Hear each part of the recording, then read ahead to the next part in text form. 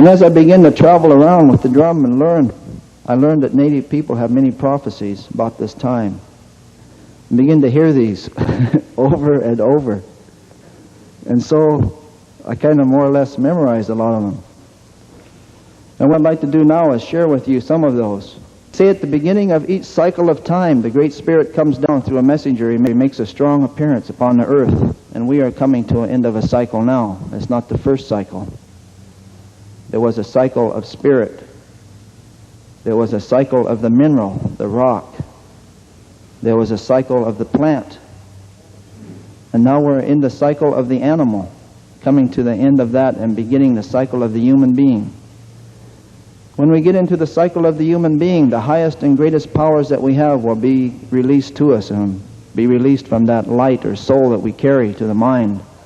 But right now we're coming to the end of the animal cycle when we have investigated ourselves and learned what it is to be like an animal on this earth. And at the beginning of this cycle of time, long ago, the Great Spirit came down and He made an appearance. He gathered the peoples of the earth together. They say on an island that is now beneath the water. And He said to the human beings, He said, I'm going to send you to 4 directions, and over time I'm going to change you to 4 colors. But I'm going to give you some teachings, and you will call these the original teachings. And when you come back together with each other, you will share these so that you can live and have peace on earth, and a great civilization will come about. And He said, during this cycle of time, I'm going to give each of you 2 stone tablets. And He said, when I give you those stone tablets, don't cast them upon the ground. Because if any of the brothers and sisters of the 4 directions and the 4 colors cast their stone tablets on the ground, not only will the human beings have a hard time, but almost the earth itself would die.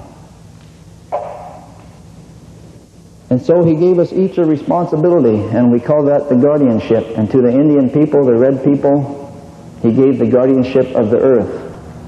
And we were to learn during this cycle of time the teachings of the earth and the plants that grow from the earth and the foods that you can eat and the herbs that are healing. So that when we came back together with the other brothers and sisters, we could share this knowledge with them, because something good was to happen on the earth. And to the south, He gave the yellow race of people the guardianship of the wind, and they were to learn about the sky and breathing and how to take that within ourselves for spiritual advancement. And they were to share that with us in this time. And to the west, where there's blackness of night, He gave the black race of people the guardianship of the water, and they were to learn the teachings of the water, which is the chief of the elements. It is the most humble and also the most powerful.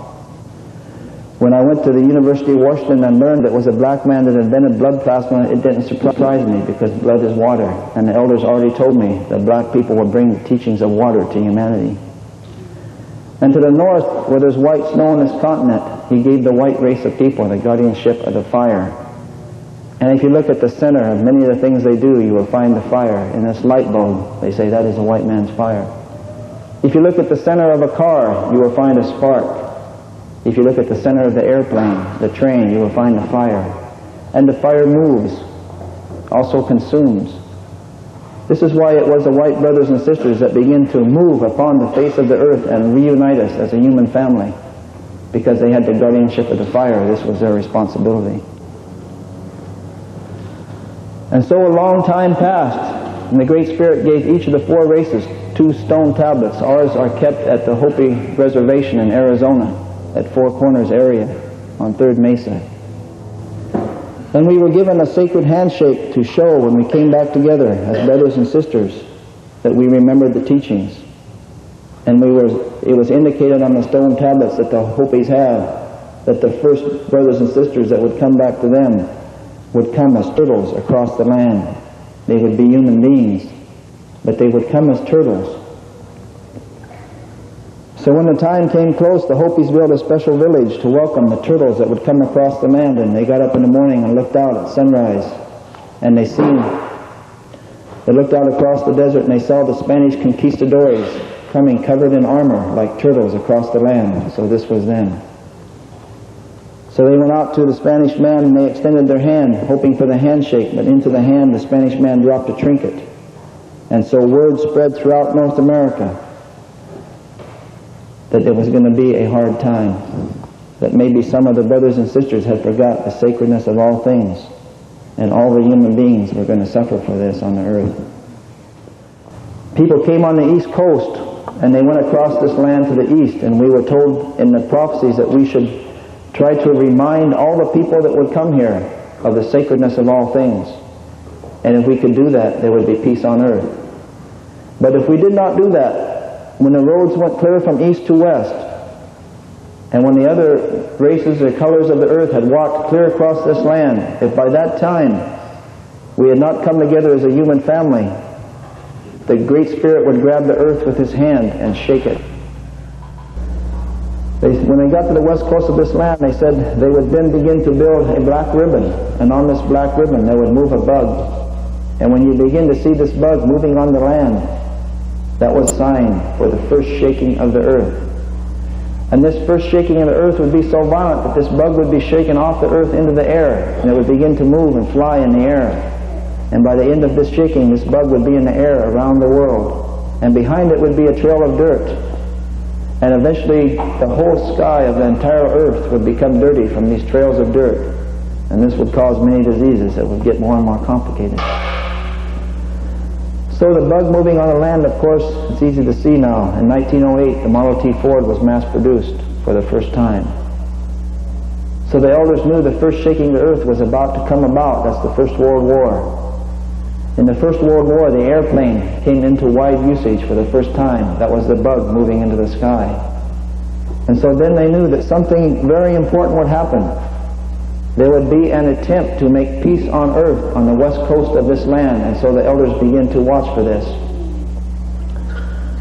And they began to hear that there was going to be a League of Nations in San Francisco.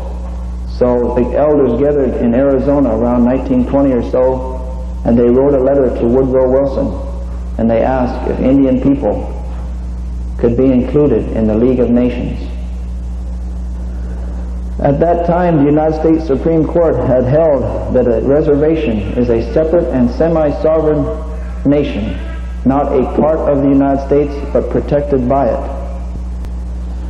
And this was of concern because people didn't want the reservations to become more and more separate. They didn't want them to be considered nations. So they did not write back, and the native people were left out of the League of Nations. So that circle was incomplete. In the League of Nations circle, there was the southern door, the yellow people. There was the western door, the black people. There was the northern door, the white people. But the eastern door was not attended, and the elders knew that peace would not come on earth until the circle of humanity is complete, until all the four colors sit in the circle and share their teachings. Then peace will come on earth.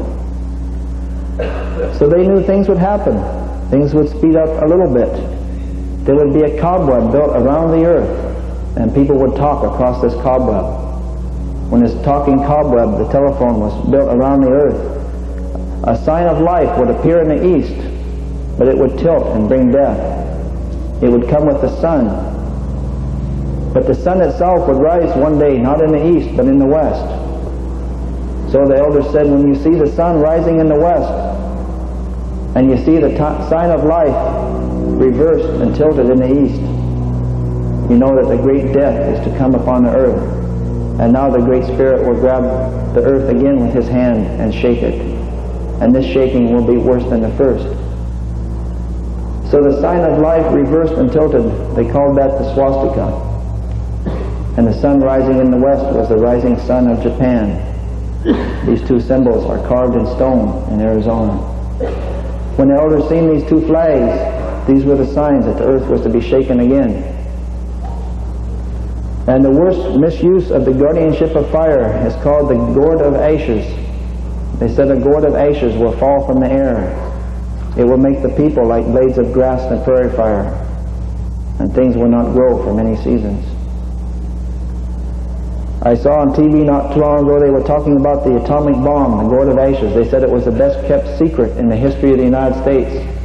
The elders wanted to speak about it in 1920 at the League of Nations. They would have spoken of it and foretold its coming if they could have entered into the League of Nations. So they knew that after the second shaking of the earth, and they saw the gourd of ashes fall from the sky, They knew then they would be trying to make peace on the other side of this land. And because the peace attempt on the west coast had failed, they would build a special house on the east coast of this Turtle Island, North America. And all the nations and the peoples would come to this house, and it would be called the House of Mica. It would shine like the mica on the desert shines.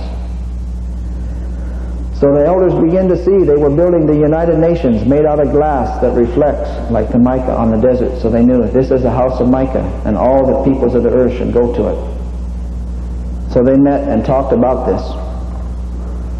They said that in 1920s they had written and they had not been responded to, so this time they said we better go to the front door of the House of Mica because things might get a lot worse. So elders representing a number of tribes, I believe, drove to New York City.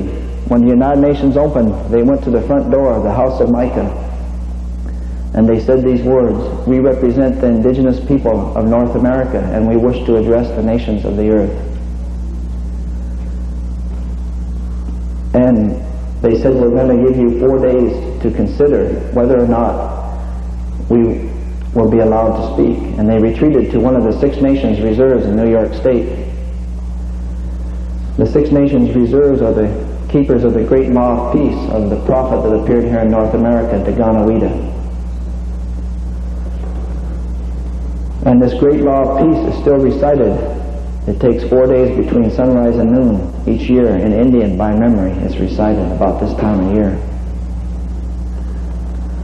4 days later they came back, and I believe the nations of the earth, they heard that the Indians had come to the door, and they voted to let the Indians in. They wanted to hear what they had to say. But the United States is one of 5 nations in the United Nations with a veto power, and still they were concerned because this time the native sovereignty was even stronger. And I believe they vetoed the entrance of the native people. So then they knew other things would happen on the earth, and the United Nations would not bring peace on earth, but there would be continuing and deepening confusion, and that the little wars would get worse. But we're in that time now. We're between the first light of a new day and the sunrise. The sunrise is about to come. When it comes up, everyone is going to see it.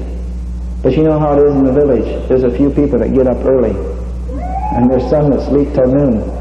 So, in closing, I would like to call on each and every person, regardless of who you are, young or old, native or non-native, to arise now and to awake, to embrace this time, to learn everything you can about the teachings and the writings,